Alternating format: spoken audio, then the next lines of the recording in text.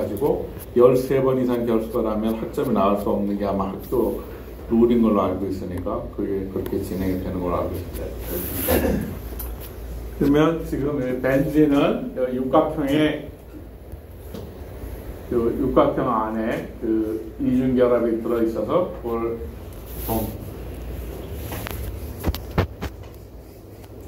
이렇게 표현하고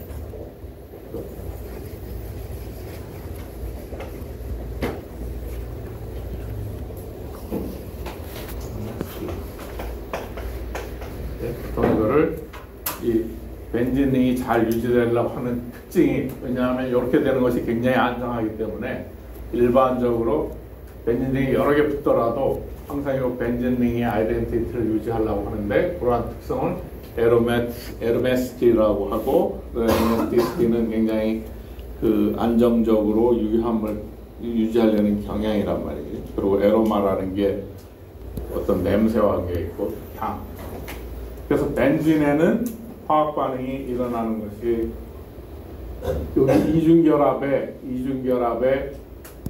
Cl2가 상호작용하는 것을 요거 첨가 반응이라고 하는데 이렇게 해서 그 이중결합이 없어지면서 Cl2가 이렇게 붙는 게 첨가 반응이고 일반적으로는 그거보다는 여기 에로마티스가 유지되면서 그냥 Cl2가 와도 여기 수소 하나만 바뀌고 그게 Cl로 바뀌는 그 취한 반응이 훨씬 더 잘 일어난단 말이지. 에로마티스티 때문에 어디셔는 반응도 일어나긴 하지만 그거보다는 일반적으로 벤진린 같은 경우에는 치환 반응이 일어난다. 수소 대신에 그 자리를 바꾸어 들어가고 에로마티스티를 유지시키는 반응들이 많이 일어난다. 그 다음에 이제 그 벤진이 OH가 붙은 걸 피놀이라고 하는데 피놀이 어떻게 만들어지느냐? 그 피놀은 일반적으로 이러한 컴파운드, 이거 큐민이라고 그러는데 큐민 컴파운드에 산화시켜가지고 그러면 강력한 그렇게 이루고 난 다음에 강력한 그 건조된 황산을 써가지고 이걸 뜯어내면은 이렇게 해서 그 피놀을 만들고 이게 그 공업적으로 많이 피놀을 만드는 방법이다. 그래서 큐민에로부터 피놀을 만든다.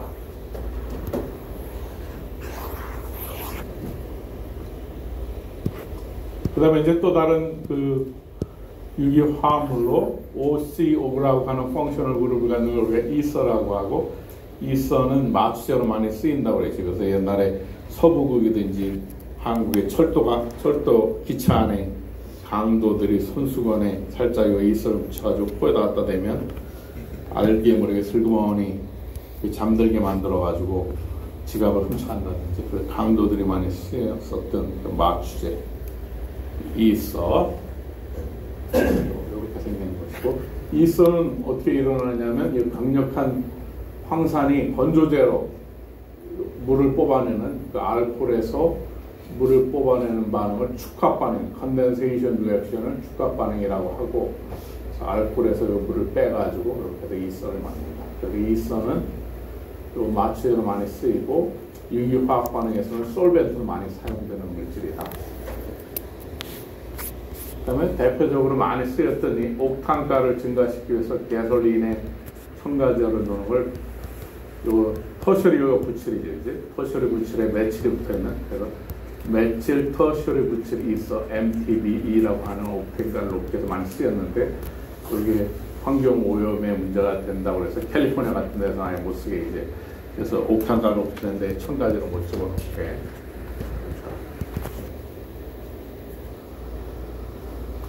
그 다음에 이제 많이 쓰이는 게 사이클릭 이서인데, 사이클릭 이서는 요 테트라 4개, 테트라 하이드로퓨란.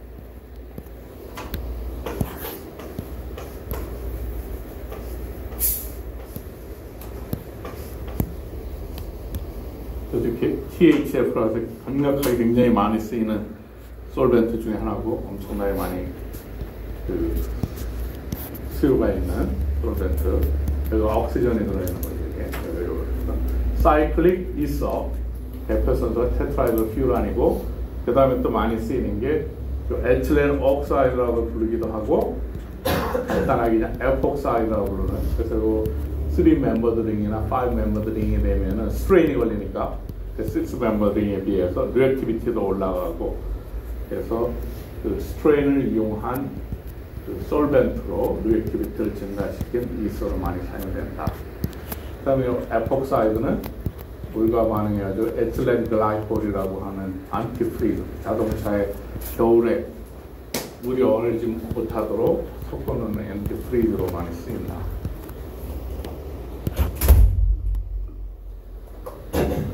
그래서 이제 다시 보면 알데하이드, 키톤 이렇게 구별이 되고 펑셔널 구별 따라가지고 그래서 포말데하이드 가장 간단한 여기 포말데하이드고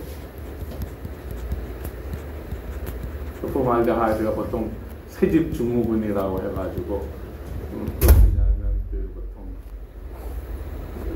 새로 아파트 같은 데 짓고 나면 밑에 무슨 이것저것 갖다 붙이는데 거기에 그 접착이랑 섞어가지고 들어가는 물질 중에 포말데하이드가 굉장히 많이 쓰이고 그래서 이게 그 새집중 증후군의 냄새를 이렇게 머리를 좀 아프게 한다 해서 알데하이드가 굉장히 리액티브한 컴파운드여가지고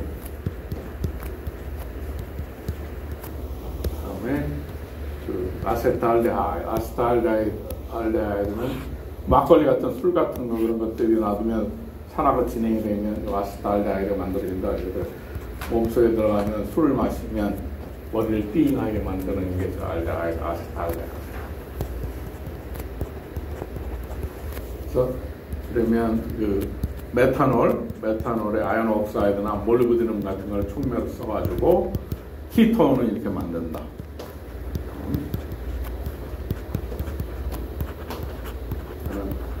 좀 전에 아세트알데하이드, 메탄올의 탈수소와 반응해서 아세트, 포말데하이드, 요거는 알코올, 에탄올에서 아세트알데하이드. 다음에 에티인이라고 하는 거를 산화시키면 팔라딘 클로라이드 촉매하에서 이렇게 해서 아세트알데하이드 요 반응은 산업계에서 많이 사용하는 아세트알데하이드를 만드는 거고요. 키톤은 이렇게 생긴 키톤이라고 그랬고 CH3CO, CH3 아세톤, 매니큐어 지우는 솔벤트로 많이 사용하는 그럼 어떻게 만드느냐 요 세컨더리 알코올을 갖다가 카퍼 옥사이드, 징크 옥사이드에서 500도씨에서 가열하면은 그러면 그 아세톤이 만들어진다.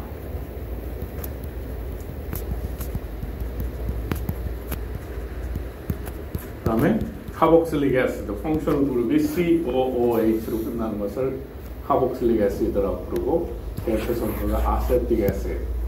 그래서 아세트알데하이드가 더 산화가 진행이 되면 아세틱 애시드, 초산, 그러니까 막걸리 먹고 남겨두면 아세트알데하이드 된 다음에 더 산화가 진행이 되면 식초화 돼가지고 옛날에 식초 만들어서 술을 먹다 남겨두면 할머니들이 식초 만들 때 쓰던 보존적인 방법이다.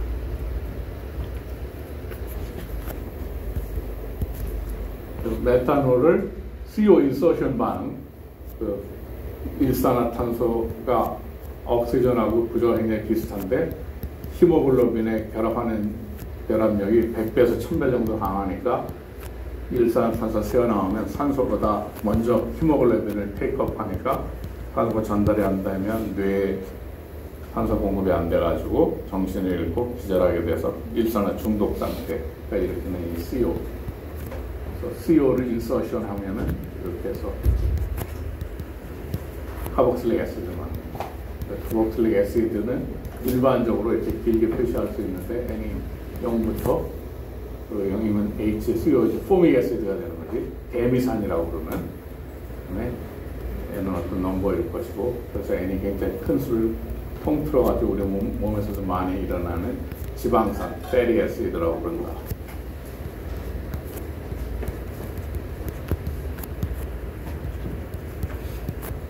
예, 그래서 그 카본이 다 합치면 18개가 되는데 좀 전에 N을 쓴 것 때문에 그런데 이렇게 된 CH3 여기 1개, 여기 16개면 18개, 여기 COH에 있는 C까지 하면 다 합치면 18개지.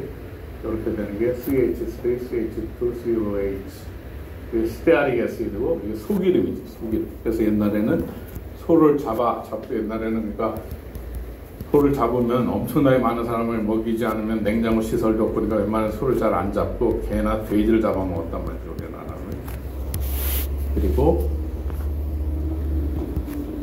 고려시대 때, 뭐 조선시대 초 이럴 때는 저쪽에 거란족이니 뭐 고려시대 때 거란족하고 전쟁하고 화해하고 그러면 거란족이 대한민국의 양을 수천 마리씩, 수만 마리씩 서로 물물 교환을 하면 고려시대 때 많이 잡아먹은 게 양이란 말이에요. 그걸 유목해가지고 키우기 귀찮으니까 대부분 다 잡아먹었다면서 고려 조선 초에는 양고기가 대세였고 그 다음에 돼지고기, 소고기는 가물게 잡아먹는데 그냥 큰 걸 저장할 수 없잖아요.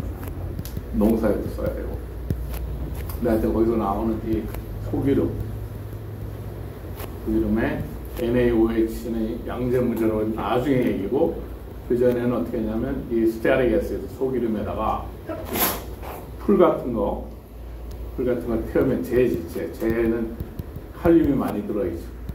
그래서 그거랑 같이 소기름하고 그런 그 풀 같은 걸 태우면은 그러면 여기가 K가 되는 거지.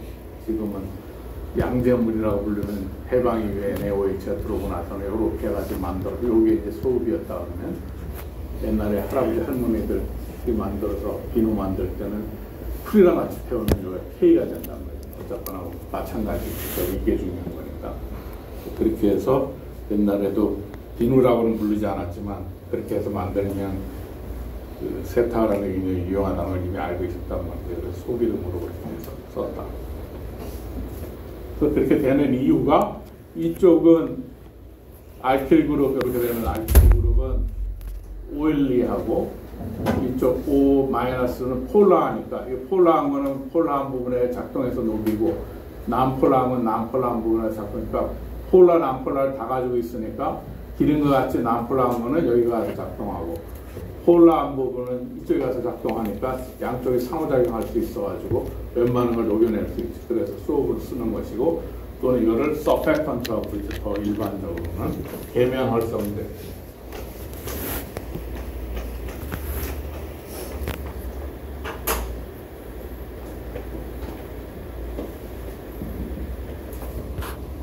요즘에 비누는 다 저런 종류고 거기다가 무슨 뭐 향을 섞거나 뭐 이렇게 하면 그거는 이제 냄새만 나타나고 기능하는 거에는 뭐 별로 중요하지 않지. 비누가 저렇게 만들어 쓰면 된다. 에스터는 펑셔널 그룹이 RCOOR'이 되고 카복실릭 애시드하고 알코올 사이에 요 카복실릭 애시드 COOH를 카복실릭 애시드라고 했고 OH를 갖는 펑셔널 그룹을 알코올이라고 그랬으니까 카복실릭 애시드하고 알코올 사이에 물이 빠지는 컨덴세이션 리액션 축합 반응에 의해 가지고 에스터가 만들어진다. 그래서 맨처럼 에스터가 만들어지고 이렇게 되는 거는 바이닐 에스터. 바이닐 에스터는 나중에 그 PVC나 뭐 이런 것들 여러 가지 중화 반응으로서 많이 쓰이고 에스터는 또 보이는 대로 과일에서의 향을 나타내는 무슨 뭐 애플 향이 난다, 배 향이 난다 이렇게 표현하는 에스터다. 그래서 사과 냄새를 대표적으로 나타내는 게 이렇게 생긴 아이소아세테이트라고 하는 게 사과 냄새를 나타내는 에스터고 벤질 아세테이트는 향수에 많이 쓰이는 자스민 향의 근원이 벤질 아세테이트, 벤질링의 아세테이트 그룹이 되는 선플라워 오일은 unsaturated 이렇게 복잡한 unsaturated oil이 sunflower, 페바라기 씨기름. 그래서 자스민 향 같은 거는 이제 잠자고 그럴 때 뇌를 릴렉스 하는데 효과가 있다고 알려져 있고, 자스민 향. 잠잘 때는 자스민 향을 쳐놓으면 잠을 잘 잘 수 있고, 공부하는 방에다 자스민 향을 치면 졸려가지고 잘 잔다. 공부하기 싫어. 오히려 공부 정신을 집중해가지고 공부를 해야 되겠다. 그러면 오렌지 향이나 뭐 이런 집중력을 하는 그런 걸 갖다 뿌려놔야 된다. 그 다음에 NH2 2로 끝나는 것을 우리가 아민이라고 부르고, 알코올과 마찬가지로 프라이머리 알코올, 세컨더리 알코올, 터시리 알코올처럼 5의 이 경우는 N에 몇 개의 그 알킬 그룹이 붙느냐에 따라서 프라이머리, 세컨더리, 터시리 붙습니다. 그래서 N에 한 개가 붙어 있으면 프라이머리 아민이고, N에 2개 알킬 그룹이 있으면 세컨더리고, 3개가 있으면 터시리 아민이 된다. 그러면 되고, 그래서 엘리페틱 아민은 대표적으로 이거 에틸 아민이 많이 보이고, 그래서 부칠아민은 얼마 전에 얘기한 대로 생선이 부패하면 썩는 냄새나 부칠아민이고, 아민은 베이스니까 거기에 네모니나 그런 비타민 C나 에시드를 갖다가 해서 중화시키면은 산염기 중화 반응에 의해서 생선의 부패한 냄새가 없어지라고 레몬슨 같은 거를 생선 수시집에서 준다. 신선한 것은 냄새 안 나니까 당연한 거예요. 그 다음에 그 에로매틱 링의 NH 아닐린이고, 이게 되게 굉장히 유명한 것인데, 이 아닐린이 쭉 여러 개 붙어 있는 것을 그 아닐린 폴리머고, 이게 전기를 잘, 여기 론페가 있어가지고 전기를 잘 통하는 컨덕팅 폴리머의 모노머로서 많이 쓰이는 그 뉴질랜드에 있는 맥디어미드라는 사람이 이걸 가지고 폴리머 중합 반응을 해서 나중에 로베르토나 박근혜가 그 유명한 아내입니다.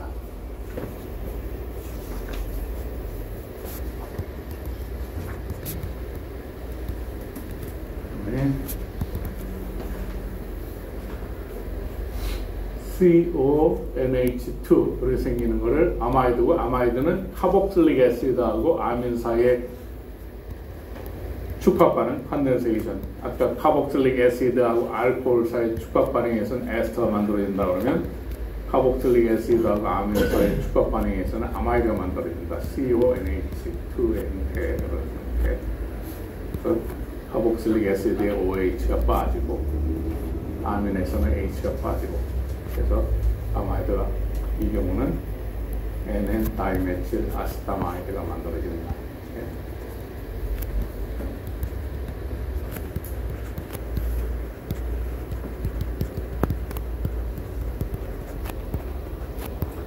그 다음에 이제 우리 몸의 생명체가 많이 관계되는 아미노 애시드. 아미노 애시드는 펑셔널 그룹이 양쪽에 붙어 있다는 거죠. 아민이라고 하는 펑셔널 그룹이 있고, 카복실릭 애시드라는 펑셔널 그룹이 있어서 두 개가 있다고 바이펑셔널 하다 그러고, 가장 간단한 게 이렇게 생기는 거죠. COH하고 NH2라고 있는데, 이 카본을 요 CO, 카본일 그룹, CO를 카본일이라고 한다고 그러지. 요 그룹을 카본일.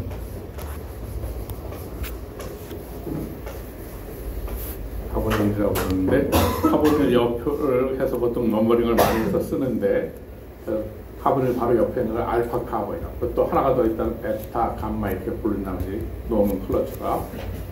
이 경우에 이 알파 카본에 수소가 붙어 있는 것은 가장 간단한, 제일 간단한 글라이신이고, 또 알파 카본에 CH3가 붙은 게 알라닌이고, 그다음에 이 아미노 애시드는 주변의 pH에 따라 가지고 보통 요 뉴트럴, 우리 몸의 그 뉴트럴 컨디션 하에서는 요 주피터 아이언 폼으로 존재하게 되고, 애시딕 솔루션 하에서는 프로톤을 받아가지고 요런 플러스 차지를 띄고, 베이식 솔루션에서는 마이너스 차지를 띄는. 그러니까 pH 굉장히 디펜던트하다 보니 아미노 애시드가, 그러니까 우리 몸의 프로틴이라고 하는 거는 세포의 그 환경에 따라 가지고 저희 환경에 달라지게 된다. 그래서 보면 이 프랙션이 아미노 애시드가 주변의 pH에 대해서 어떻게 되는가 가만히, 옛날 고등학생들이 서울대학에 들어오려고 그러면 입시에도 많이 나왔던 문제 중에 하나인데,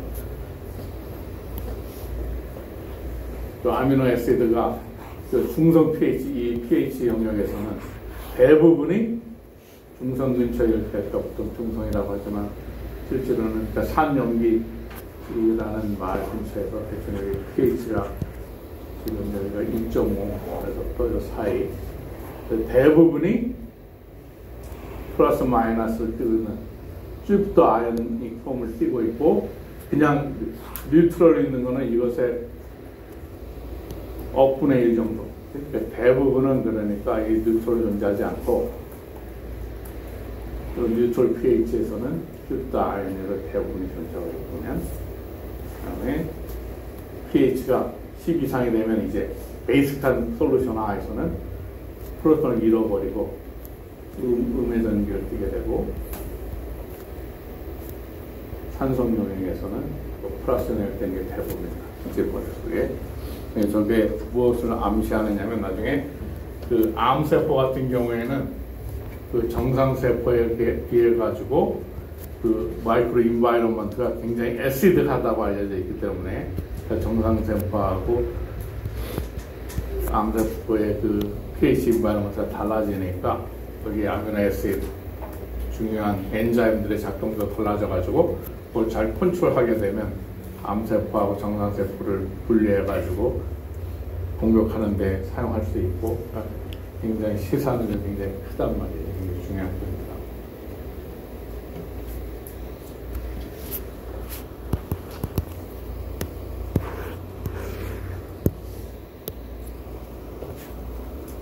그리고 그러면 그러한 아미노 애시드들이 한 13종이 있다고 알려져 있는데 자연계에 그럼 아미노 애시드끼리 바이펑션 하다고 그랬어요. 여기 아민하고 카복실릭 애시드가 있으니까 하나는 아미노를 내고 다른 쪽은 뭐 COH를 낼 수 있겠죠. 그래서 좀 전에 카복실릭 애시드하고 아민 사이에 물을 빼는 축합 반응에 의해서 아마이드를 만들어진다고 했지. 그래서 펩타이드라고 만들어지는 거. 요 본드를 아마이드 본드라고 하고 CONH.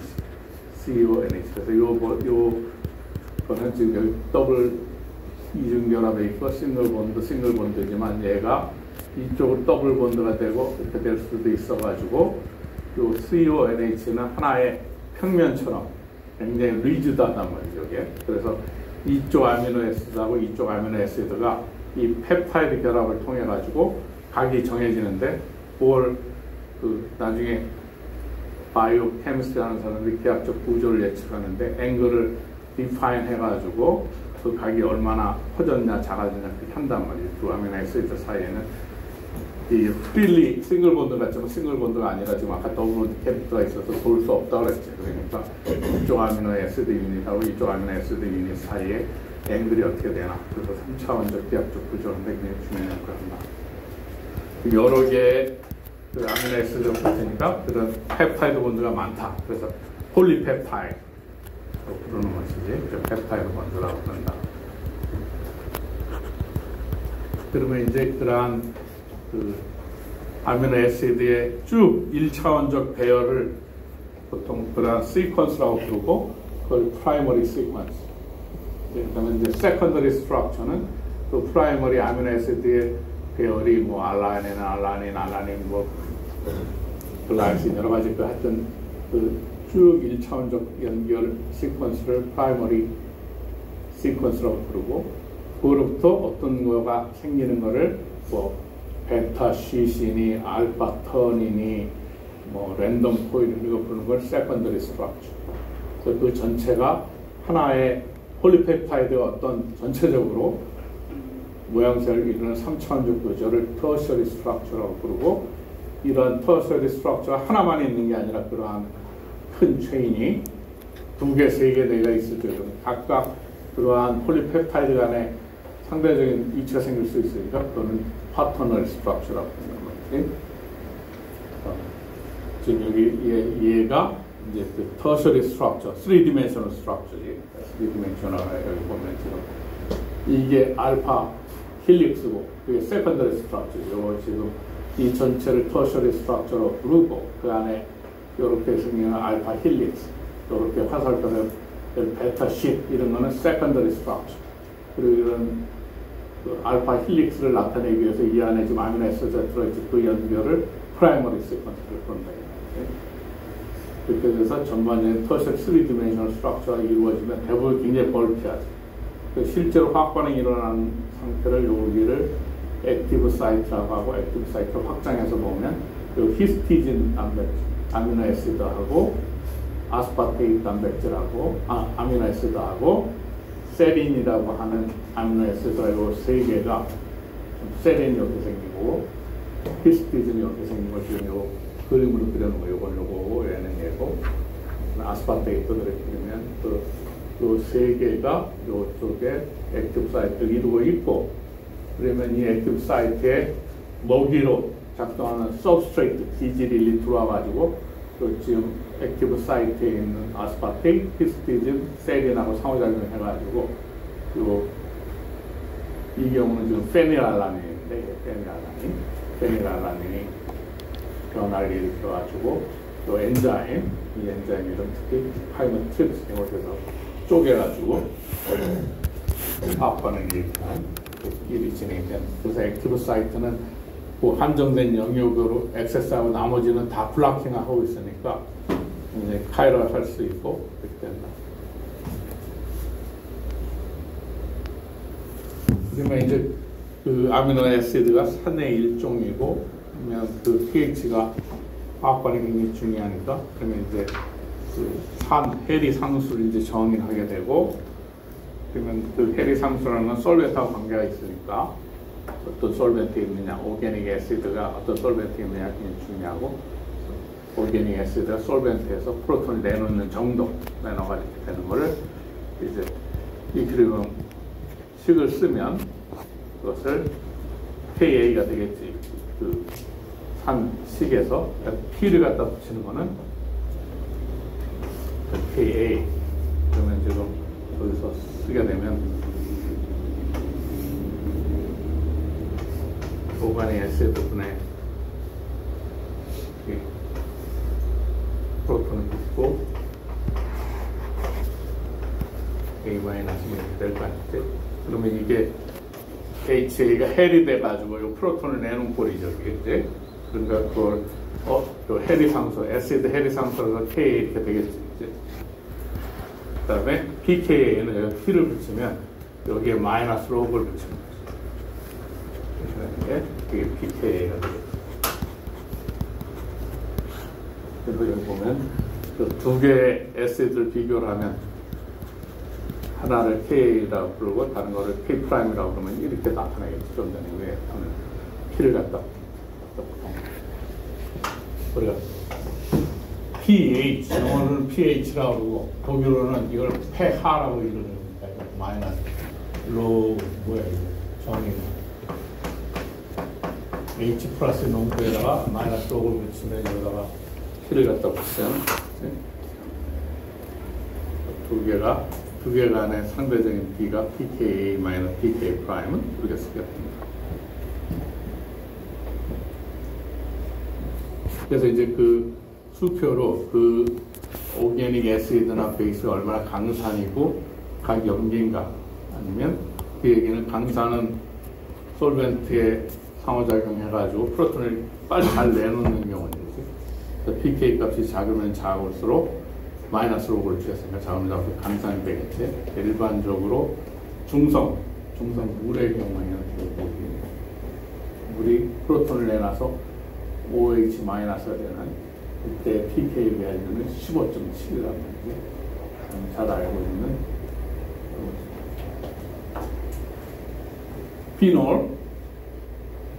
피놀이 요 소설을 내놓은 게 12, 피놀이 중성물보다는 강산이지. 그 다음에 H3O 플러스 산이지. 얘는 강산이라고. 얘가 프로톤을 내놔가지고 이렇게 되는 거는 마이너스겠죠. 근데 강산이 되겠죠. CO 플러스는 강산이 마이너스. 여기 붙어 있는 것은 프로톤을 내놔가 에탄올이 되는 경우, 이것도 요 H가 붙어 있는 이것도 굉장히 강산이. 거꾸로는 굉장히 약산이지만 강산이다. 이게 강산이면 그것의 컨주게이트 베이스, 이거를 애시드, 요거를 컨주게이트 베이스 이렇게 부르는 거예요.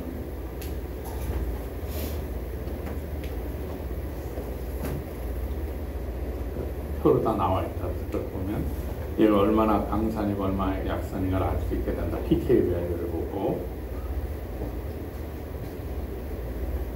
그 다음에 이제 이러한 그 오게닉에서 이제 사람들이 아까 같이 그런 거를 많이 CH 쓰는 걸 들이 귀찮으니까 속기사들이 여러분들도 노트 필기할 때 자기만이 아는 짧은 용어를 써서 하는 거 속기, short hand notation으로 이걸 이렇게 그린다. 아까 아이소아미아스테이트가 N이 생긴 것이니까 이제 이 CH3를 요 안에 여기에 3가 있는 거 이런 거를 이렇게 간단하게 그 펑션 그룹만 좀 정확히 좀 잘 나타내고 그런 것들 이런 식으로 그리고 쇼트핸드로 어떻게 제스민 오더도 앞에 이걸 다 그리지 않고 알기 쉽게 이렇게 그런 걸 쇼트핸드로 해주시면 합니다.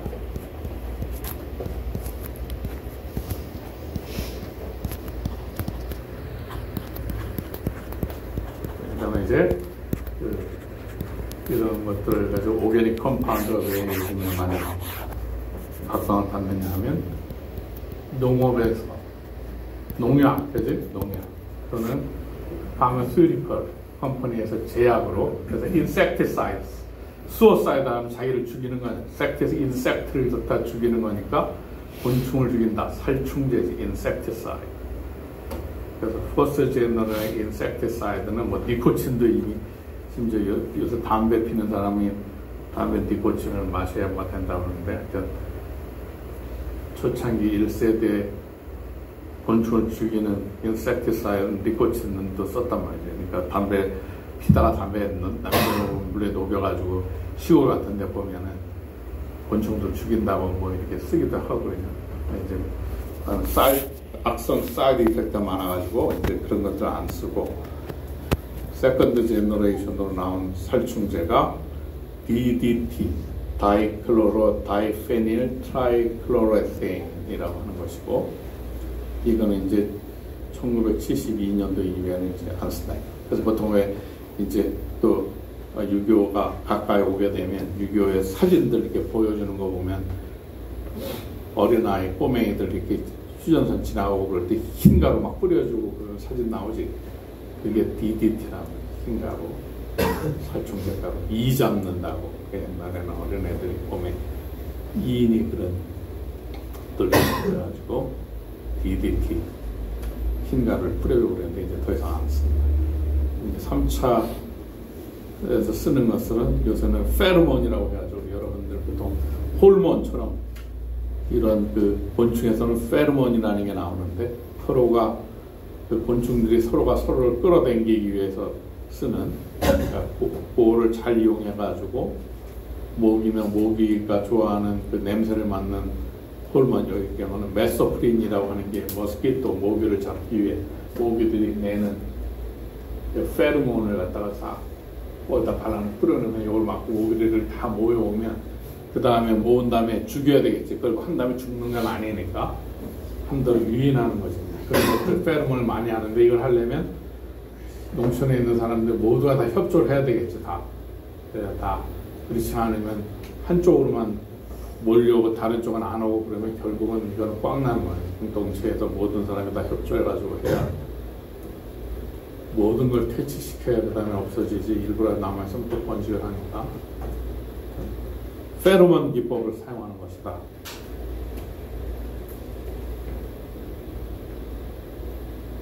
그래서 그 쓴 인섹티사이드리 니코틴이 이렇게 생겼고 합성해가지고 요새는 그러니까 담배나 그래서 니코틴만 패치에다 집어넣어가지고 보면 들어 마셔가지고 이미 중독이 된 사람들한테는 또 적당하게 마시라는 얘기죠. 또 DDT가 아까 말한 하얀 가루고 이잡공을 하는 그 살충제.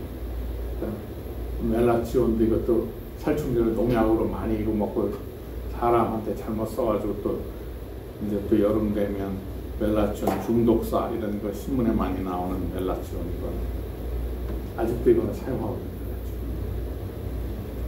있는 좀 전에 얘기한 메소프린이라고 하는 모기를 갖다 유인하는 모기용 페로몬 복잡합니다.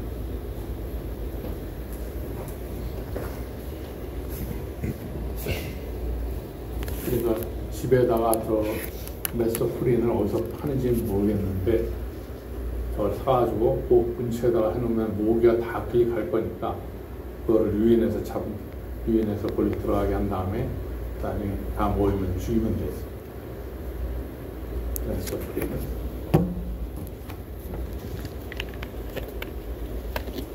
그 다음에 이제 제초제,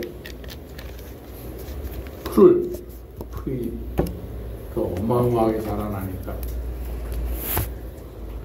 다른 동물들은 풀을 필요로 하겠지만 풀을 소화시킬 수 있지만 사람은 못 시키는 풀은 사람한테 해로우니까 더 없애야 된다는 거죠. 그래서 허브가 그런 식물 그런 거에 대한 거니까 아까 사이드 붙여가지고 죽인다는 거지. 허브사이드, 제초제. 2,4-D 다이크로로페녹시 아세틱 애시드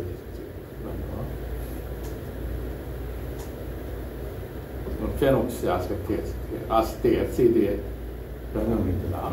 그런 것들을 제초제로 많이 쓰인다. 특히 이제 이런 것들은 풀을 빨리 자라게 해가지고 디폴리언트 보육제, 그러니까 베트남 같은 열대우리면은 풀이 워낙 빨리 자라니까 베트남 전쟁 때 미국 사람들이 가서 그냥 엄청나게 이걸 뿌려대면 풀이 금방 자라니라고 영양소를 금방 한다면 금방 말라 죽는 거죠. 그렇게 해서 이제 그런 밀림지대에서 풀을 없애야 그다음에 상대편이 노출돼서 하니까 이제 월남에 파병됐던 75년도 이후에 우리나라 사람들이 베트남에 갔잖아. 미국이랑 같이 이제 배통을 잡는다고 했을 때 이런 거에 노출이 많이 되는 사람들이 그다음에 고엽제 후유증에 이제 시달리게 됐던 게 이 고엽제 제초제로서요.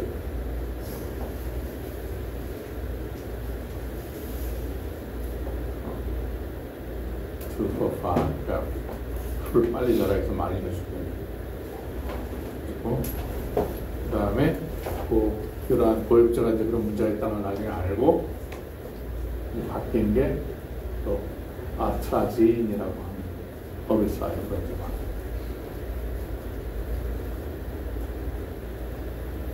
그 존재는 2,4,5-D는 이렇게 생긴 것이고 3D DD는 보고 종류가 있는 아트라지인이 그런 것들을 다 제초제로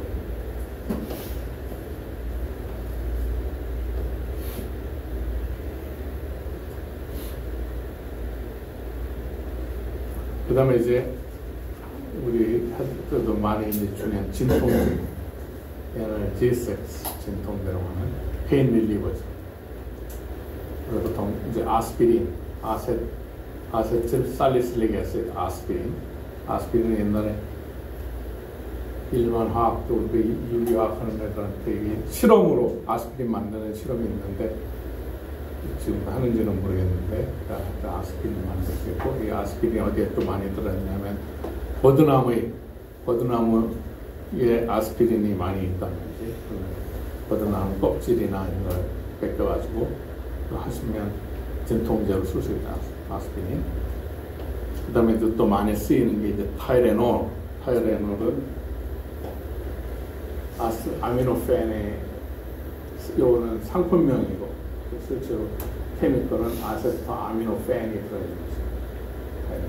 아직도 많이 쓰이고 있고 이 아스피린은 그 바이에르사에서 독일 바이에르사에서 만들었는데 이 타이레놀 나오기 전에는 아스피린 진통제 제일 많이 썼지. 아세틸 살리실릭 만들기도 쉽고 근데 이거 위에 혈관 출혈이 있어가지고 사용을 이제 안 하도록 됐는데 나이가 많이 든 사람은 혈액순환이 안 좋아지게 되면 피떡이 생기면 혈관을 막으면 죽을 수가 있잖아요. 그치? 나이 든 사람한테는 한 알 반 알 여전히 향혈전제로 옛날에 그 진통제로 쓰던 거를 지금은 향혈전제로 굉장히 좋은 약이라고 쓰고 있고 이 진통제로 어디가 아프거나 쑤시거나 하면 타이레놀 먹는 것이고 또 타이레놀에 또 최근에 알려진 사실은 타이레놀이 통증을 일으키는 그 물질의 몸속에 그것의 기능을 줄여가지고 통증을 없앤다고 그랬는데 그게 아니라 기작이 최근에 연구에 의한 밝혀진 바에 의하면 그게 아니라 타이레놀이 그렇게 해서 통증을 줄이는 게 아니라 뇌에 있는 그 통증에 관계되는 리셉터가 있는데 거기에 작동을 해가지고 통증을 줄인다. 그래서 이제 그걸 또 잘 이해하면 더 좋은 진통제를 개발할 수 있겠죠. 하여튼 타겟이 뭐고 기작을 알아야 되는데 기작을 잘못 알았음에도 불구하고 하여튼 통증을 줄이는데 작동했다. 이제 왜 그렇게 이제 옳게 알게 된 건 최근이다. 그 다음에 이제 몰핀. 몰핀은 보통 마약이라고 많이 알려져 있고, 어디에 많이 들어있냐면, 중동인이 그 트어키니 그런데 근처에 가면 양귀비, 그치? 양귀비를 재배하면 그 모핀이 들어있는데, 하여튼 그런 것들이 통증을 완화시키는 데 쓰이게 되고, 그 다음에 이제 코데인, 헤로인. 코데인은 기침약에도 많이 들어있는 마약성분, 몰핀의 데리버티브로, 그다음에 헤로인 이런 것들이 그걸 야기시키는데 마약이라고 하는 것의 단점은 그 한순간에 그 쾌감을 느끼면 그 다음번에 해보려고 하면 그 쾌감이 느껴지지 않는다. 그러다 보면 더 많은 약을 하다 보면 다 중독이 되는 거거든요. 그러니까 하지 말라는 건 하지 말아야 돼요. 그러니까 이 모핀이나 이런 것들은 나중에 암 환자 같은 경우 통증을 이길 수 없으니까 의사의 처방하에 알맞는 도수로 조정이 되는 것이지 이런 거를 마음대로 하는 게 아니다. 중독이 될 수밖에 없다. 처음에 하면 그 작동하는 기작의 리셉터 이런 걸 망가뜨려가지고 그렇게 게임 같은 거 뭐 이런 거 하면 도파민 그런 거에 의해서 뇌 망가지기 시작하면 더 그걸 유지하려고 하는 과정이 생깁니다. 그러니까 마약이라는 건 한 번도 손대면 안 된다.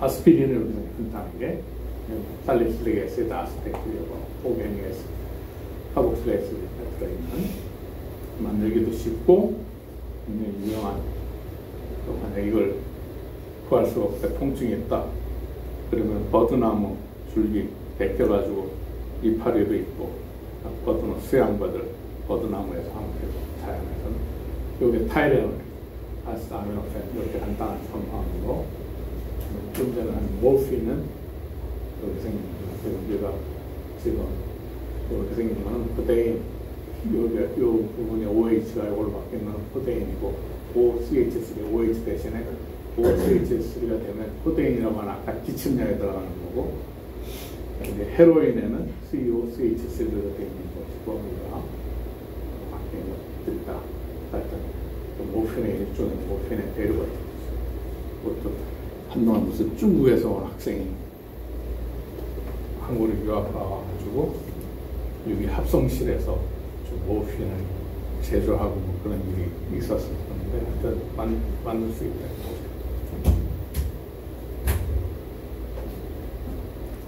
그 다음에 이제 우리 인류의 생명을 평균 수명이 30살에서 60살 이상으로 넓히는데 지대한 공을 한 항생제, 박테리아를 죽이는 거지, 안티바이오틱스, 항생제, 박테리아를 죽이는 거. 그래서 처음 대표 선수가 설파니라마이드, 1930년대에 나온 그 폐결핵으로 많이 죽었잖아요. 옛날에 일제시대 때 뭐 문학한다고 그러면서 무슨 눈펜 이런 사람들 글 쓰고 뭐 눈만다고 하면 뭐 얼굴 창백하게 죽어갔던 폐결핵 균형이한 튜버클로시스, 니모니아 이런 걸 해결할 수 있었던 게 설파니아마이드지. 그게 박테리아가 이 설파니아마이드 갖다 자기한테 필요한 파라아미노 벤조익 애시드인 줄 알고 테이크해가지고 그래서 그 박테리아를 죽인 설파니아마이드. 그 다음에 이제 많이 했던 게 이 플레미한 페니실린. 그 박테리아가 세로를 만드는 걸 방해해가지고 박테리아를 죽이는 페니실린. 푸른 곰팡이에서 얻었다는 페니실린. 다음에 이 테트라사이클린이라고 하는 것이 굉장히 많이 쓰인 항생제, 그러니까 광범위하게. 그러다 보니까 이제 박테리아도 살아있는 생명체니까 외부 케미컬에 내성이 생기지, 자기도 그러한 케미컬에 대해서 저항해서 살아남으려고. 그래서 테트라사이클린이 너무 많이 사용되다 보니까 이제 제대로 잘 듣질 않는단 말이지. 그래서 이제 그 다음에 나온 것이 벤코마이신 슈퍼 안티바이오틱스. 이제 그것까지 이제 더 이상 안 듣게 되면 이제 그 박테리아에 감염되면 바로 죽는단 말이에요. 그래서 보통 박테리아에 감염이 되면 빨리 어떤 박테리아 균인지를 빨리 파악을 해가지고 거기에 맞는 항생제를 해서 그 박테리아를 죽여야 된단 말이지. 맞지 않은 항생제를 하면 박테리아 안 죽을 테니까. 그래서 폐혈증으로 죽게 되는 이유가 피 속에 이런 박테리아들이 서큘레이션 하다가 죽는 게 폐혈증이에요. 그러니까 많은 경우 폐혈증으로 죽는 게 대장균 같은 게 손으로나 묻어가지고 화장실 가서 밑 닦고 그럴 때 손이 오염이 되면 입에 많이 갈 거 아니에요. 그러다가 그런 균이 혈관 타고 돌아가다 보면 어떤 세균인지를 빨리 감지하면 거기에 맞는 항생제를 쓰면 살아나는데 그렇지 못하면 피는 순환이 빨리 되잖아요. 그러다 보면 폐혈증으로 죽게 되는 경우가 굉장히 많아요. 나이 든 사람이나 그런 사람들이 죽게 되는 게 그런 그 자기의 배설물을 잘 처리를 못 해가지고 쉬나 똥을 빨리 깨끗하게 닦아줘야 되는데 나이 든 사람 잘 못하지. 요양원 같은데 그러면 자기 배설물에서 나오는 그 균들에 의해가지고 폐혈증으로 많이 죽게 되는 거지. 그러니까 다양한 그 항생제들이 있는데 그 어떤 균인가에 맞아야 그렇지 않으면 항성이 생겨가지고 작동 안 합니다. 좀 전에 설파아마이드지. 설파닐 이게 여기가 그 설파닐이고 여기 아마이드. 설파아마이드 있고 페니슬린 하고 테트라사이클린 컴파운드해가지고 테트라시가 중요한 컴파운드. 그러니까 파머들이 저런 케미컬을 하나 둘씩 만들어가지고 있으면 균이 세상에 없어지지 않는 계속 팔아먹을 수가 있으니까 장사가 되는 거죠. 근데 이제 균도 약아가지고 반응해가지고 그거를 아까 오인해서 잘못해서 자기한테 해롭게 되도록 테이크하지 않도록 이제 진화하는 거죠. 그래서 페니실린을 만들기 위해서 이 포멘테이션 탱크를 가지고 엄청나게 페니실린을 만들었다. 그 다음에 이제 우리 몸에 굉장히 중요한 스테로이드, 즉 간에서 좀 많이 만드는데 콜레스테롤 같은 거는 간에서 굉장히 많이 만들어지고 이 콜레스테롤은 세포들의 성분도 되고 다양한 굉장히 중요한 역할을 하는 것이지. 그러니까 호르몬의 골격이 된다. 스테로이드는 여기 써 있는 대로 스테로이드라고 부르는 것은 호르몬의 골격이고 다 똑같이 이런 메인 구조는 이렇게 생겼다. 메인 골격은 이게 육각형 3개의 오각형, 이게 메인 골격이에요. 스테로이드 모델이.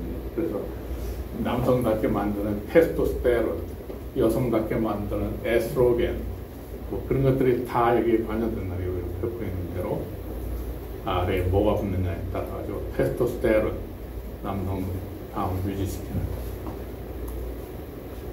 프로게스테론, 그게 다 성호르몬인데 이런 것들이 이제 점점점 나이가 들면서 만드는 기능이 떨어지게 되면 그것들을 잘 못하게 되면 그거로 인해 이것들은 양이 굉장히 많이 필요로 하는 게 아니야. 호르몬들은 굉장히 작은 양이 피 속을 돌아다니면서 특정한 어떠한 기능만 하고 다시 리사이클 되는 굉장히 작은 양으로 다양한 역할을 많이 하는데 이제 나이가 들면 그런 호르몬의 양이 떨어지게 되면 외부에서 보충을 해줘야 이제 그게 유지되고 이제 이런 것들에 대해서 이제 연구를 하고 있는 것이지. 그래서 양을 과용을 하게 되면 부작용이 많은 것이고 굉장히 적은 양을 써야 되는 것이고 또 스테로이드의 골격이 어떻게 생겼나 분통되는 골격을 잘 기억해두는 게 굉장히 중요합니다. 육각형은 3개, 오각형 3개, 오각형 여기는 다 골격 콜피에서 하는 호르몬이 다 생명체, 생명을 유지하는 데 굉장히 중요한 것이에요. 그래서 우리가 이제 오게닉에 대해서는 이제 핵심 코어에 대해서는 이제 다 이해를 했고, 요즘에 이제 오게닉 케미스트리가 하는 것은 이러한 이제 그 호르몬의 데리버티브 것들이 어떠한 기작으로 작동하는지, 그다음에 안티바이오틱을 만들어 가지고 그 새로운 박테리아 하는 그 파머스티컬하게는 그렇게 작동하는 연구들 많이 하는 거죠. 그래서 그 스몰 모리큘을 만들어 가지고 파마하는 사람들은 스몰 모리큘이고,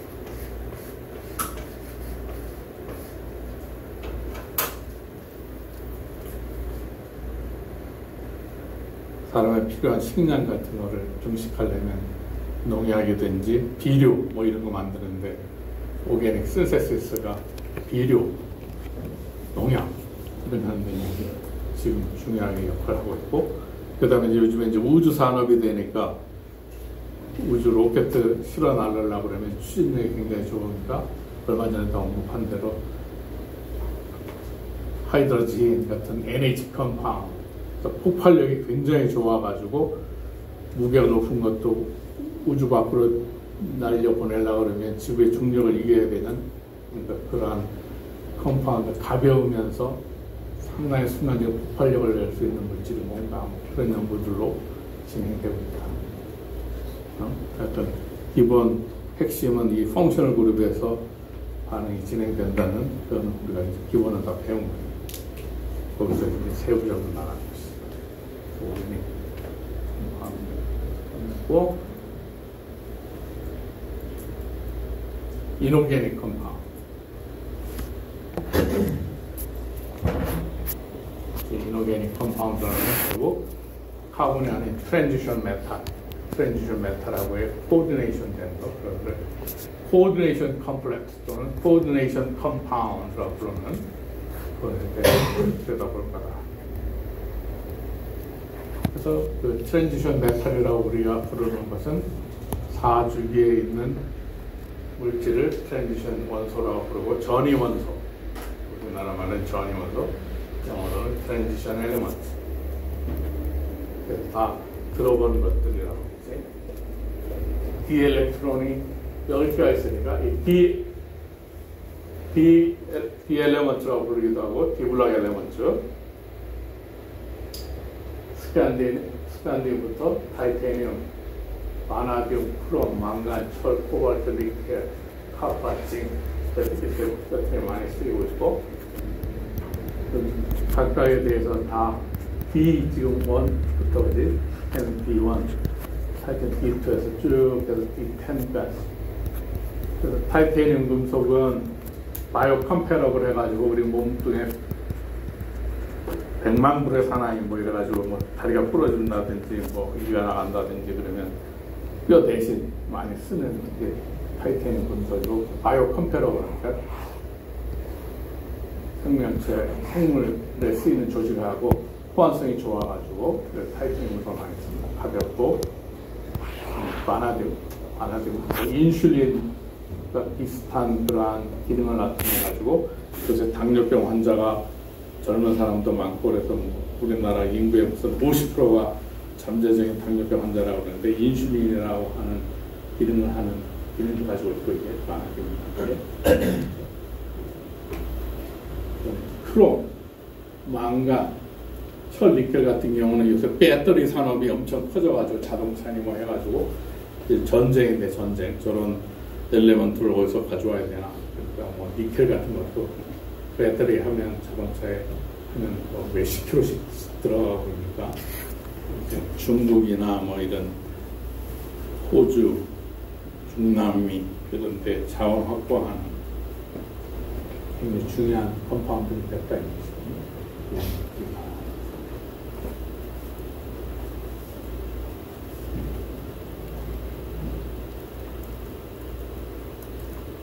그래서 이러한 지금 트랜지션 메탈의 특징이 D 엘렉트론하고 S 엘렉트론, D 엘렉트론 10개하고 S 엘렉트론 2개, 12개 엘렉트론이 다 잃어버리거나 뭐 일부 잃어버리거나 뭐 이렇게 되겠죠. 그래서 이 D 엘렉트론하고 S 엘렉트론을 통해 가지고 아이오닉이나 코발론 본전이 이룬다. 그래서 결국 D 엘렉트론 10개, S 엘렉트론 2개, 12개, 맥시멈 옥시데이션 넘버는 12가 가능하죠. 그래서 지금 여기 보면 각 트랜스 메탈에 대해 가지고 이 옥세이드 넘버가 다양하게 여러 가지가 취해지는 게 그려놨어요. 하나만 대표적으로 보면은 망간 같은 경우는 이가에서부터 실가까지 다양한 옥세이드 스테이트가 존재하게 되고 하이 옥세이드 넘버가 되면 될수록 포벌한 캐릭터가 강하고 로우 옥세이드 넘버를 가지면 아이언 캐릭터가 강하다. 그래서 여러 가지 상태가 가능하니까 이게 총매로 가능하게 되는 게 다양하게 자기의 모습을 바꿀 수가 있으니까 상대편하고 상호작용할 수가 있겠죠. 그래서 캐탈리스트로 많이 쓰이게 된다. 그래서 보통 이제 이 보면 얼마나 이제 우리가 기체 상태의 중성 원자에서 전자를 떼어내는 것, 그리고 우리가 아이오니전 포텐셜이라고 불렀잖아.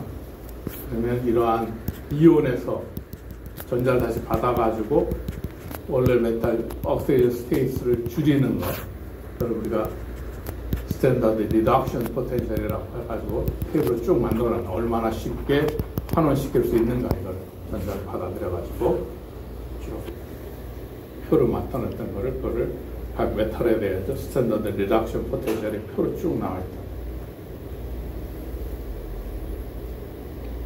지금 보면 예를 들어서 보면 망간 여기 보면 여기서 옥세이드 넘버 할 때 우리 룰에 의하면 산소는 마이너스 2니까 마이너스 2하고 4하면 마이너스 8. 그러니까 얘는 플러스 7까지지.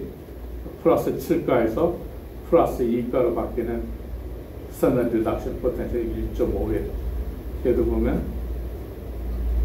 마이너스 14니까 마이너스 14에다가 14에다가 15가 되죠. 만약 하나니까 15니까 얘는 지금 플러스 3가로 되려고 그러면 지금 몇 가야 되냐면 14에서 14니까 지금 플러스 6가 지금 3가로 바뀐 거니까 6가가 아니라 보면 몇 개냐 14에서 15 플러스 6가, 플러스 6가에서 플러스 3가로 바뀌는 자기 자신이 플러스 6가에서 플러스 3가로 됐으니까 환원된 거죠. 그러니까 남을 산화시키 강력한 strong oxidizing agent라는 건 남을 산화시키 자기 자신이 환원되는 힘이 이만큼이니까 남은 산화시키는 자기는 환원되고 남을 산화시키는 그런 정도를 쭉 만들어놨다. 그래서 이제 이러한 그 개념을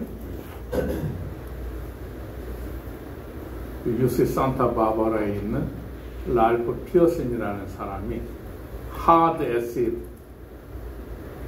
soft acid, hard base, soft base 이러한 그 개념을 심어가지고 그러니까 우리가 왜 산염리 반응에서 서로를 중화시키기 위해서 화학 반응하는 거의 개념처럼 하드 소프트 개념으로 이러한 컴파운드를 정해놨다. 그래서 엘렉트론 페어 옥세트, 그걸 우리가 애시드, 엘렉트론 페어 도너 베이스 이렇게 하자. 하드 베이스 때문에 하드라는 거는 꼭 그 알사탕처럼, 소프트는 그 솜사탕 같이 그렇게 되는 거를 가지고 개념을 들여다보면 된다. 그래서 여기 엘렉트론 페어 옥세트를 애시드, 엘렉트론 페어 도너를 베이스, 루이스 애시드 베이스의 그 루이스 애시드 베이스의 개념을 이 사람은 그 루이스 애시드 그 뒷사람이니까 이 사람 산타바바라, 그 사람 유스 버클리 그런 사람이고 그래서 루이스의 데피니션을 확장해가지고 63년도에 피어슨이 하드 소프트 개념을 가지고 그래서 하드 애시드는 하드 베이스랑 제일 잘 작동하고 소프트 애시드는 소프트 베이스로 작동하는 이런 원리가 하드 소프트 애시드 베이스 시어리라고 하고 피어슨이 주장을 했고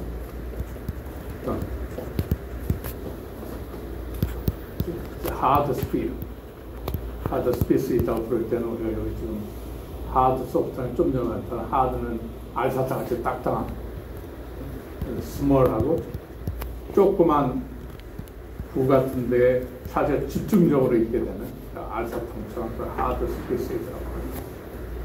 그런 것들은 low electronegativity, low ionization potential, low electron spin, high charge density. 그러니까 알사탕 같이 단단하니까 잘 이그러지지 않는다. 폴라라이저블하다는 얘기는 극성을 띠게 되니까 외부에서 전기장이 오면 잘 이그러져가지고 퍼져야 되는데 알사탕이니까 그렇게 잘 변하지 않게 지게 high charge density, 스몰한 에어리어에 high charge를 갖으니까 high charge density가 될 것이고 스몰 에어리어에 그래서 니클 폴라라이저블한 거를 hard species, soft species는 large 해가지고 솜사탕처럼 차지가 낮으니까 low charge density를 가지니까 외부에서는 잘 극성을 띠게 되는 strongly polarized 그 두 사이를 갖다가 borderline species라고 부릅니다. hard, soft, borderline. 그래서 요즘에 크기하고 charge의 개념이 같이 들어가야 됩니다.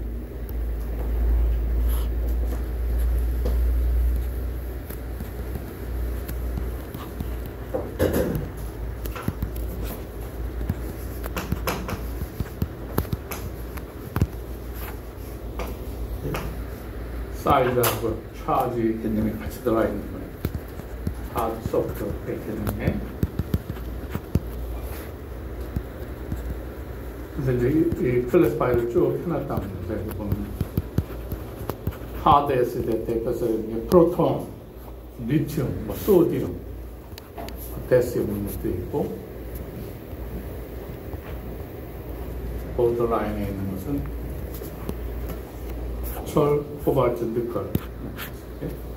그다음에 이제 소프트하게 많이 하는 게 있는 카파, 머큐리, 팔라딘 이런 것들이 있다고. 루이스 애시드 베이스 개념의 확장 개념이니까 얼마나 잘 엘렉트론을 잘 도네이션 하느냐, 받아들이냐. 하드 베이스에는 플로라이드, 하이드록사이드 이온 같은 거, 워터, 아모니아 이런 것들이 하드 베이스에 속하고 소프트 베이스에는 하이드라이드, 사이나이드, 아이오다이드 굉장히 큰 원자니까 아이오다이드 이런 것들이 여기 있습니다. 또 벤진도 소프트 베이스에 속한다. C6H6. 이렇게 아주 쭉 해놓으면 이러한 그 무기물들에 있어서의 화학 반응이 이렇게 화학 반응이 하드 애시드는 하드 베이스하고 잘 작동합니다. 소프트 애시드는 소프트 베이스하고 잘 작동합니다. 여기 보면 그래서 여기 보면 여기 보이는 바대로 머큐리는 소프트, 플로라이드는 하드. 그러니까 베릴륨은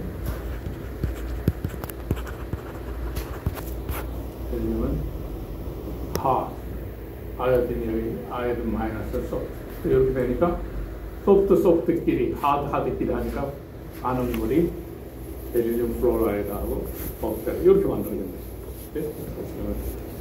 브로마이드는 보더라인에 있으니까 브로마이드, 보더라인 중간 중에 보더라인, 소프트 보더라인, 소프트 그러면 소프트끼리 하니까 실버 아이오다이드가 만들어지면서 브로마이드는 떨어져 나갑니다. 이렇게 그 이노게닉 화학 반응을 이렇게 할 수 있다. 예측이 그런 이노게닉에 있어서의 케미컬 리액티비티로부터 그걸 예측할 수 있게 된다.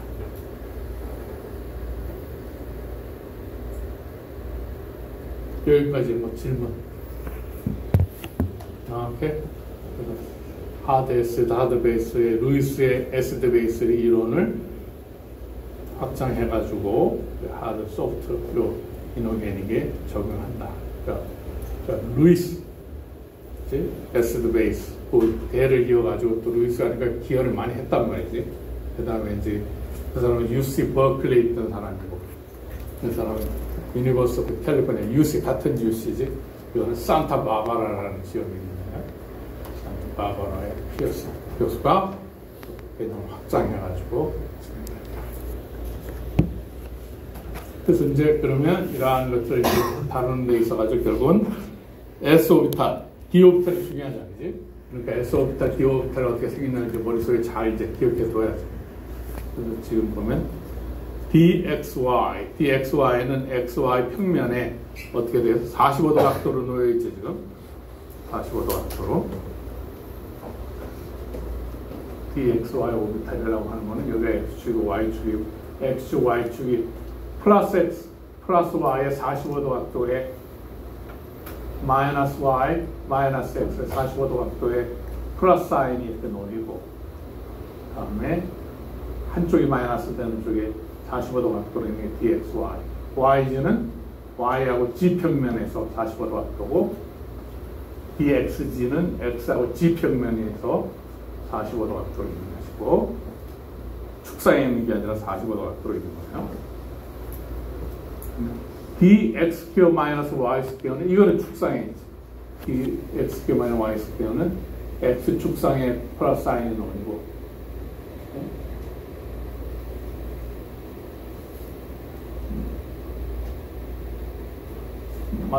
그 마이너스 사인은 y 축상에 x, y 축상에 놓는 게 dx² 마이너스 y²고 dg²는 g 축상에 놓여 있고 이쪽으로 올라갈수록 플러스고 요 센터에 가까운 평면에 놓일수록 마이너스. 그리고 지금 이 dxy에 대해서 쭉 자세히 들여다보면 xy 보면 지금 x축, y축에 대해서 같은 x 플러스 x 플러스 y 같은 양을 갖는 것에 45도 각도로 있고 하나가 마이너스가 되면 마이너스 45도 각도로 있다. 그렇게 그 공간상의 d 오비탈을 분포한다. 이게 나중에 그 지금 주변에 아무것도 없을 때는 요 dxy, dyg, dxg, dx² 마이너스 y², dg²라고 하는 요 5개의 d 오비탈, 하나의 오비탈 2개의 엘렉트론이 들어가니까 10개까지 들어갈 수가 있는 거지. 요 5개의 d 오비탈이 주변에 아무것도 없을 때는 동일한 에너지를 갖지만 이제 주변에 어떻게 작동하느냐에 따라 가지고 상호작용이 생기면 전자 간의 반발에 의해 가지고 에너지가 달라진다. 그지? 그래서 보면 지금 X축, Y축, G축으로 하는 족속하고 X축, Y축, G축으로 접근하는 게 아니라 그것에 45도 각도로 있는 거하고 그에 따라서 상호작용이 달라지게 될 테니까 그래서 3개, 2개 이렇게 부류가 갈라진다 이 말이죠. 뭐가 생기게 되면 곧 알게 된다. 그게 무슨 말인지. 그렇게 되면 지금 여기 이제 보이는 바대로 이 본륜을 이룰 때 지금 보면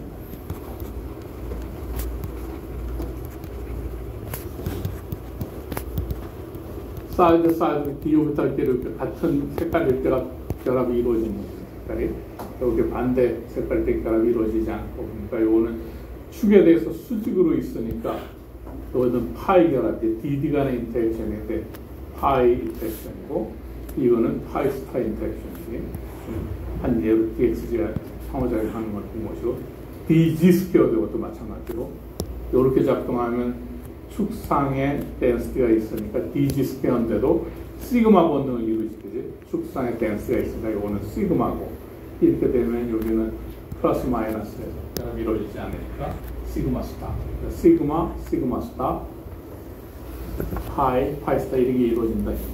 그 말을 지금 보여주는 거예요. 앞서 우리가 p 오비탈이 상호작용하는 것처럼 그러면 이제 두 개의 그 원자가 상호작용이 이루어지는 다이애토믹 몰리큘에 있어가지고 이제 우리가 다르게 고려해야 될 게 에너지가 비슷하고 시메트리가 비슷한 것끼리 상호작용을 한다고 했죠. 그러면 이제 퍼스트 스트랜드 시리즈에서 우리가 고려할 오비탈은 3D, 4S, 4P 요게 에너지가 비슷한 데 있을 거니까 그래서 4S하고 4G하고 해서 이룰 수 있는 가능성이 아까 좀 전에 본 대로 시그마 스타 또는 파이 스타이지. 그 다음에 이 페이스로 만나면 델타라는 게 생기네. 델타. 파이. 그게 그러니까 페이스를 이거지. 그러니까 페이스 투 페이스 이런 식으로 만나는 거.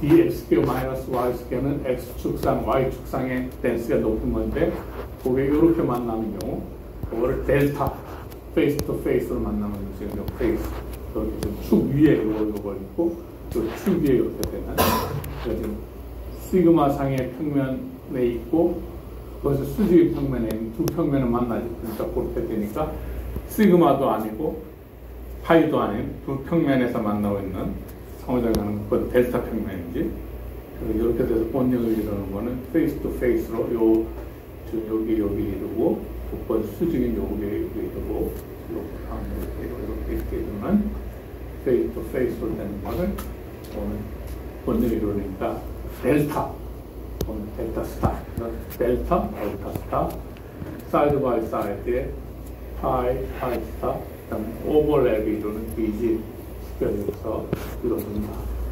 이게 우리가 분석될 수 있다.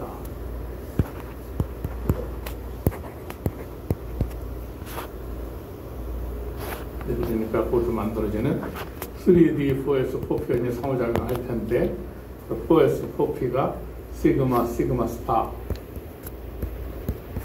파이 스타트로 만들고 dxy 스퀘어끼리 상호작용해서 델타 스타 또는 dxy가 델타 스타로 작동할 수도 있다. 그러면 이제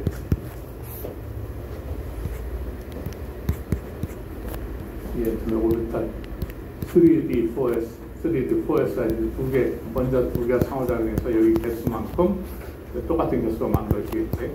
그리고 좀 본능을 이루는 것이고, 여기 안쪽 원령이 이렇게 되면, 여기 오프터에서 두 개씩 들어가니까, 그래서 채워 올라가게 되면, 이제 결국 다이렉트는 게 일렉트론 컨피그레이션을 만들어지겠지.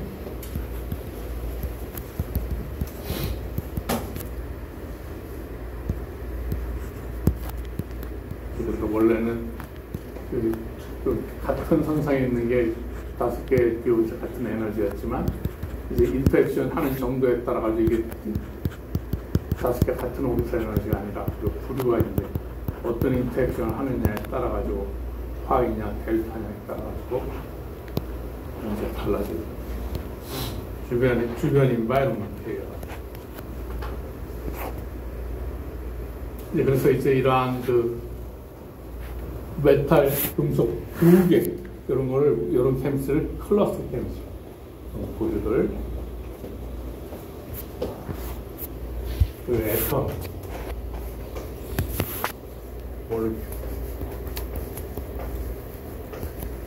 한 부류의 그룹을 클러스터 송이체라고 우리나라 말로 번역하는 포도송이처럼 송이체.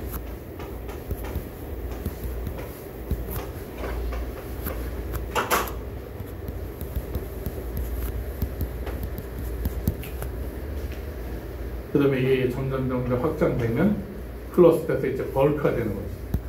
그래서 벌크라고 하면 우리가 컨덴스드 페이스 그러면 솔리드 리퀴드를 같이 해가지고 그 컨덴스드 매터 할 때 응집체라고 부르는 게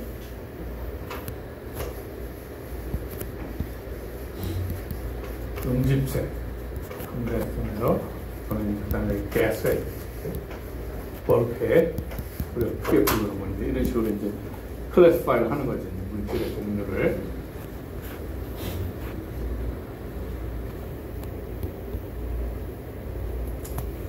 이러한 그 클러스터의 그 실버 이온 두 개에 대해서 이것들의 가장 옵티멀한 거리는 어떻게 되냐. 그런 것들이 쉽지 않단 말이지, 이게. 그래서 가스페이스에서 만들어서 해야 되는데 아직까지도 현대임에도 불구하고 이런 거리에 대한 정확한 정보가 아직 없다. 그게 지금 데이터에 나와 있는 정도나 하는 것이 실제로 뭐 골드 애톰 두 개, 골드 애톰 두 개가 되면 어떻게 하느냐. 뭐 이런 거 아직 모르는. 본드 길이가 얼마냐. 스트롱스럽이냐, 뭐 이롱스럽이냐, 모르나. 이런 가령 우선 우리가 지금 소듐이 2개인데 여기 보면 소듐이 2개일 때